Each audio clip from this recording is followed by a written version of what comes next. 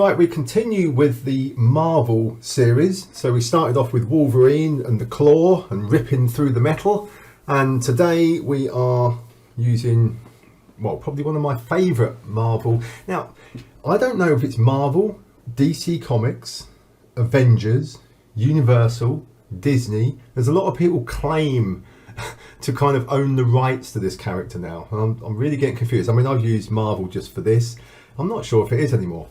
If anyone's got any knowledge of who owns the Hulk these days, because I've read things and there's so many people that have got kind of, yeah, we own this part and they're only, yeah. Anyway, my favourite character, I believe, from the original comics and the DC stuff, and then the Avengers, love it. I love the way they've got this character to work in films. Anyway, let's get on with this. So what we're doing today is you've just seen these start. So love this stuff, and what I'm going to do is I'm going to include this scene file as you see it. It's all set up with the Hulk fist, all the metal done there, all the texturing, the logos, everything on my Gumroad, and the link is below. There's also going to be some sound files in there, like the one you heard at the start of this video, you know, with the Hulk roaring and some metal noises. So I'm going to include all of that as a pack that you can download if you want to speed it up and have all this extra stuff. And it will be very cheap. It will be $2 or $3, that kind of amount of money. So what we're going to do today is we're going to create this look. Now I'll just show you what's happening behind the scenes, really. So if we spin this round,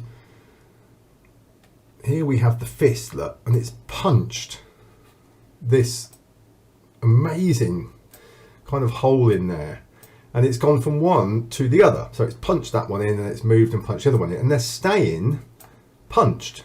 Okay, this is not acting as cloth anymore. This is acting much more like, I don't know, if it was the Hulk hitting it, sheet metal, it would probably do this. If it was me hitting it, I'd probably have to use tin foil, aluminium foil, to get this kind of look. But it's something that stays deformed, unlike cloth, which would return, or something like rubber. They'd all return back to their normal shape, wouldn't they? So this is what I want to explain today, is some tearing and deformation and getting this material to act more like these sheet metals that we can use in this kind of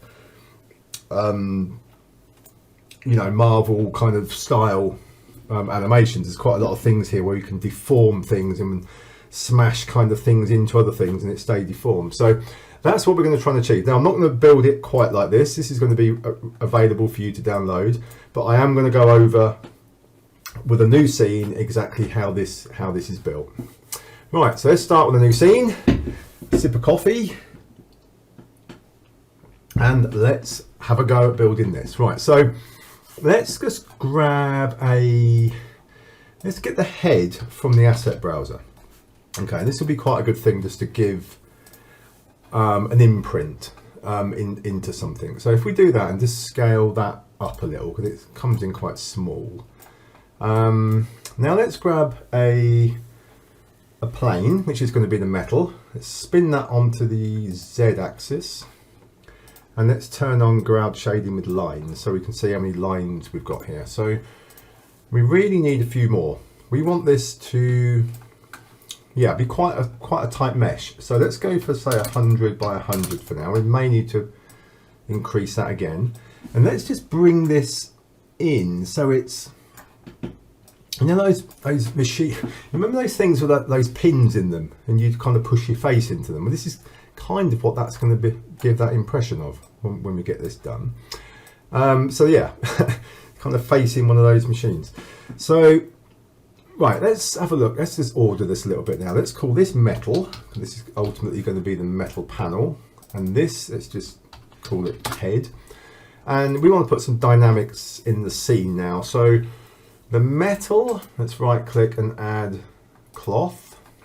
Let's do the same with head, right click, add cloth, but this time let's pin this cloth down with mix animation with pins 100%, right? So that means this head will act and it'll have cloth properties, but it will not act as cloth. It's similar to using the collider, but I just, on other videos I've mentioned this, where I just prefer to use it this way because we have a little bit more control here on the thickness of objects. We can get things to collide closer. I just prefer it. Right, so on the metal, we want this to act as metal. Now obviously if we just press play now, we're going to have a bit of an issue where the yeah, but the metal just drops out of the scene. The head didn't drop because we've pinned it, right? So that's why that's staying there. But we've got gravity switched on. Now we can either turn off gravity for this, or we can pin the metal in place. And there's a couple of ways of doing that. We can go here to mix animation and we can just put a little bit of force on, say 2. So if we press play now, the thing, you see that it just dropped very slightly, but it's staying there. Let's add some more frames, say 300. Yeah, so it's hovering around there and gravity is still on. So that's what we're going to do. We're just going to drop that. Also, this helps to stiffen up this material and it acts much more like metal. If you didn't have this force on, it would wrinkle up and blow around a little bit and it would feel much more like cloth. So if we add the force of 2, that's going to work really, really well. Now what we need to do now is we need to move the head into the material. Okay, so if we just click on the head, go to the start of the timeline, add a keyframe at the beginning, and then let's move forward, say 30 frames, which is like a second, and then let's push the head forward. Now the reason you can't see it is because we've got the dynamics on. So we could, for this, is highlight the 2 cloth tags, and then we go to basic there, and we just uncheck enable. So it just means we don't need them on while we're setting up the animation part of this. Okay, so we've got the head there at that. We move to 30, and then we move the head forward, look, and push it, say, in like that, somewhere like that, and then do a keyframe, and then let's leave it there for, say, I don't know, a couple of seconds, hit a keyframe, and then we'll go to 120 and hit a keyframe and then take it out. So you should get, if we just run that, look, from the front, it should be the head comes in, it waits for a couple of seconds and then just comes back out. That's the kind of thing we want. Right, so let's turn the dynamics back on. Let's go to basic on the cloth tag and say enable. And now let's just have a look and see what we're getting at this stage, just by pressing play, rewind and press play. Right, so now as you can see, his nose is poking through the metal just here. That we've got some kind of intersections and things going on. Now the quickest way of dealing, there's a couple of things we can do when that happens, but the best way I found is if you go to, what we've got to look at here is which collision part is colliding with what. So let's just go back. So we've got the head, and if we go on to head, it's set here, look, at both. So it's trying to collide with the front here and the inside of this. Okay, both surfaces. But we don't want that. We want the collision side to be the front, only this front geometry. So we click on front. And then when we go to the metal, that's colliding with the back. So if we click on there and say just back, see they're both set to both, so they don't really know where to go. They're kind of penetrating and they're getting lost. So if we set that to front and that to back, and then we try it, we should be a lot better. There we go.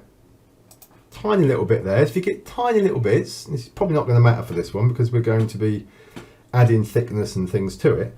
But you can go Control D, Project Settings, Simulation, and we can have more iterations. You know, more calculations means it will work this out and it'll be a lot closer, to like real life, things not colliding. This is, the basic one iteration here and 2 passes on the collisions and no extra ones. It's stripped it down so it runs quicker, but it's not necessarily the same as what real life would give you. So if the more we bring these up, the better it will be, but the slower it will take to process it. So let's put 4 there, and let's just put 3s in these, and also tick that end frame pass. It always seems to help a little. So let's just see if this has slowed it down too much. No, that's fine. So that should have corrected any kind of penetration issues that we would get. Okay, so far so good. Now then, what could we do to make this better? Now at the moment it's just very, very thin. There's nothing else going on here. So I like to add the new object here called Thicken. Right, it's a little bit different to the cloth surface, and I will make another video soon explaining the difference between these two. But just for now, we're just going to add that on. So we'll hold Alt, click on Thicken. It'll then add 10 centimeters here. Look, let's go down to about 2, and let's have some subdivisions on the edge as well, because we are going to break this at some point. We're going to tear it, and I want subdivisions to be shown. Right, so we've got that, and let's just think if there's anything else we need at this stage. Let's just try this. Okay, we are, well, the reason that looked like we was getting penetrations again, look, if you watch this, you see that? But you see it snaps back. The reason that is if we go to Control D again and we go to Scene, we need to check this Simulate Before Generators, because it's doing it the other way around. Okay, so if we check that and then do it, it's going to give you the end result there, look, and you don't have to stop it for it to catch up and show you. So remember that, and then you'll get a much nicer, well, you have to see it while you're doing it. So there we go. And then this is what happens after, what did we set it to? Maybe we set that a little bit too long. Let's let's just move these back so it's like 1 second. Okay, so we've got 1 second or 30 frames for the head to go in.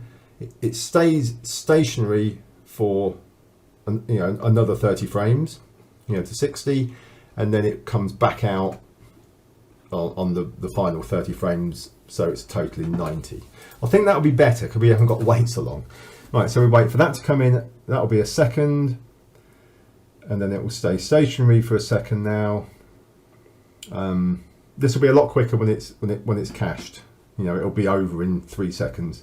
It's just how long it takes on this bit. And now it comes back. Now, as you can see, that's not really the same as this. Because it's just going back to normal. It's going straight back. Like I said, if you push your head into cloth or into rubber or into whatever you like, it would ping back, wouldn't it? It would recover. But tin foil, metal sheeting, whatever it is that this head's going to be forced into, or the fists of the Hulk are going to smash through, it would stay damaged. It would stay deformed. Okay, so luckily for us and Cinema 4D, there is a function in here which will handle this perfectly. So if we go to metal, we go to cloth, we go to here, which is Plastic Deformation. We just switch both of these on, and we want to, let's bring the degree down probably to 1, and then we basically just want some big numbers. Let's max it out, and then hardening, I don't know, let's go 1000. Deform past 100%, yeah, let's have 100% strength, and let's have hardening again at 1000. The reason for this is we want this to be pretty well formed, pressed. We don't really want it to like half recover. We want it to be fairly well, pushed and stay there. So the bigger these numbers here, the more it's going to harden and stay that way. So let's try that again, and let's see what we get now. All right, so the face pushes in. It will stay now until 60 frames, and then it will come back out now. Yeah. Okay. Oh dear, look at that. Oh, it looks very sad, doesn't it? Yeah, it actually looks like a face peel, doesn't it? Like you've had something on your face and then, or it's set. Yeah, it's not stayed completely where I thought it was going to stay. It wants to be a little bit more rigid. So let's see if we can make that a little bit more rigid. So if we go back to the metal, let's go to surface. we've got bendiness on here at 10, so that's probably why this is starting to just collapse in a bit. I mean, that's not a bad look to do something like that. You know, if you want something just to kind of collapse back in, you know, like a face mask or something, a rubber kind of face mask peels off. It's a really nice effect for that. But for metal, probably want to make it a lot stiffer so it doesn't move. So if we put a 0 in bendiness, let's 0 out the friction. Target length, I don't know if we need that. And also on the head, let's also 0 out the friction on the head, just so the two are kind of more slippery, you know, like it doesn't stick anywhere. Let's just see if this this helps by taking that bendiness off of the metal. Wait for it to come back out. Let's see what it does now. A little bit different, but it's, yeah, it's still, it's moving. And I'm just thinking, is it moving because of gravity? Let's just take the gravity out. So let's just see if we can, let's just move that up. Let's get it into there. And just see if gravity's actually doing this. It's pulling, it's kind of, yeah, kind of going back in. I mean, it's not total disaster. It's not bad, but I just wanted that to stay there a little bit more. So, see if there's anything else we can change. We've got thickness, target length, blue, mix animation. Let's try one.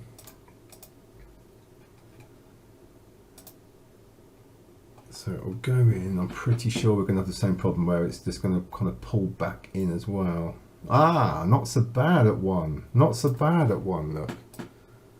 It's left it almost what we'd expect. So if you're thinking about it as tin, I mean, yeah, it won't be absolutely perfect, would it? It would actually kind of move a little bit like that. So I think that's not bad. I think that's not bad. So we can leave that at 1. Let's see what else, if there's anything else. Deform past 100. Deform past 1. The hardening, I mean, it's strength. Yeah, can we go more?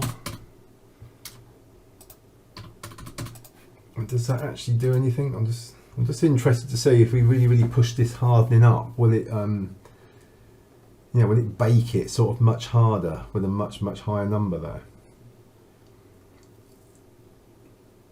Yeah, I love that. I love that one. It just eases slightly back, doesn't it? You know, so you know it's trying to, you know, like the faces then come out, and it just kind of, you know, like gives a little. I really like that. That's nice.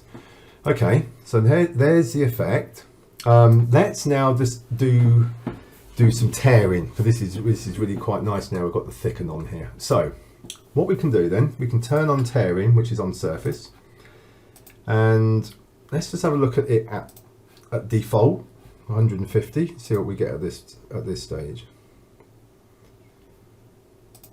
Okay, that's kind of very interesting pattern there. It's not doing what I'd expect it to do at this stage. It shouldn't be snapping. It could be the collision sides are not quite right. If we put front on the metal, let's just try that. Yes, there we go. So okay, so I chose back, but now we've got the thicken on. I'm pretty sure that it's treating both of these as a front surface. Okay, it's not looking at the back of a polygon anymore. So I think we're going to be setting the collision side when we use a thicken to front. I think that's the theory. If you've got another explanation, let me know, because it works an absolute treat now. Look at that. It's absolutely lovely, isn't it? Not for him, obviously, unless, well, that could just be the, you know, the mould failing, couldn't it? You know, his face pack's gone a bit wrong. Right, so as you can see, what we've got here is all these squares, but it's all the polygons here, isn't it? Sorry, all the segments are all breaking up. So I mean, it's not bad if you want it to look like that, but if we want this to be a bit smoother and look more like metal kind of bending, what can we do? What could we do to this to get it to kind of split and look more like metal? Well, I found this little feature here which seems to work. If we go to measure and we drop thicken there as a child of the mesher, and then we grab a smoothing and put that as a child of the mesher underneath there. Look what happens. This makes this really, really nice, smoothed out kind of metal look. And then we've got loads of controls now that we can go stiffness. We can bring that up, and then we can have, you know, less smoothing, more smoothing. We've got some really nice controls. And the other great thing about this, as you saw on my original here, is we've got the ability to put different textures on the front and on the edge and on the back of this material using the thicken, you see. Let's just go back and show you here. So this comes through, it breaks through like this, look. As the nose is kind of pushing through and snapping it all. But we can actually do different colours on here, and it'll make it look more like a metal. So let me just quickly show you that. So let's go to Asset Browser. Let's type in metal, and let's just grab 3 different metals just so I can show you this working. So let's have a bronze, you know, like something really bronze looking, you know, like tarnished and stuff. Let's have like a silver, so we've got a really shiny kind of perfect metal. And then let's have something like an aluminium, like that. Okay, right, so what we can do now though is we can go on to thicken, and we've actually got the shell and the start cap and the end cap, which are the 3 surfaces. So if we go to selections, we can check all these, and then we've got a reference point here, that PB, PS and PC. So the shell is actually the thickness, right? So the shell is PB. So let's drop the silver on the thicken, and then let's have a look for PB, which is there. So what we do is on the material that it says selection, we just drop the PB on there, and that's going to drop the silver look on the edge. So now let's do the bronze. Let's put the bronze on the actual front, and the front, let's just check what the front is. Pretty sure it's start cap, that'd be PS. So where's PS? Just hover over it and it will show you, and then drop that in. Okay, so you can see straight away we drop that in. We're saying we want it on the front, but we don't want it on the edge, right? So it's taking it away from the edge, and it's left just the silver. And then on the back, underneath, we can put the aluminium. All right, so we can drop that on, and I'm pretty sure it'd be the only one we haven't used, which is PC. Okay, so which one is PC? There it is. We drop that on there. So what that's done is it's dropped. I don't know if you can see it from the back, but it's dropped. It's dropped the aluminium here, which you can't really see because we need some lights in the scene, and it's dropped the bronze obviously on the front there, look, and it's dropped the silver on the edge. Okay, so if let's just put a normal physical sky in for now. Let's just drop that in just so we can do a quick render of this. And yeah, I think you'll agree we could get some really nice effects with this. You know, with the right lighting, which is what I did on my original Hulk one there. We can really get some nice stuff going on here. You know, it really is a nice effect, and the fact that, you know, we haven't actually seen the head now come back out, have we? Right, so look, all these bits breaking off, it's pushed in. You know, it works really well with the fist or a hammer or anything like that. And look, the head comes back out. It's made its mask, which is all crumbling away because his nose destroyed it. But what an amazing look.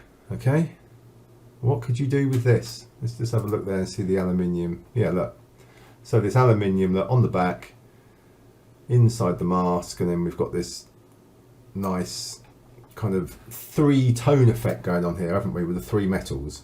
We've got the bronze, we've got the silver, and we've got the aluminium inside. Any combinations of metals here, you can just play around with this until you get some really nice effects. But this is really nice, and there's so much you can do with it. your imagination just starts. You know, once you know you've got an effect you can use, you can just start thinking of all sorts of things to do with it. Right, that's it. I'm not going to talk anymore. I don't want these to go on too long. They always do, but I don't want them to. So please, if you've got any suggestions for this effect or anything that you would like to know, I'm hoping I can help you. Leave it in the comments. Give me a like. It always helps with the algorithms at YouTube and subscribes and all that good stuff. It all helps me to stay here longer doing this, and making more and more videos, which I love doing. You know, there's always effects that we can look at in cinema, and there's always new stuff coming out. You know, there'll be a version 0.3, 0.4 very soon, won't there? And there'll be more stuff to learn, but it's great. I love it. So my name's Mike German. Hope you had loads of fun today. I'm from Visual Animation. Take care. Goodbye for now.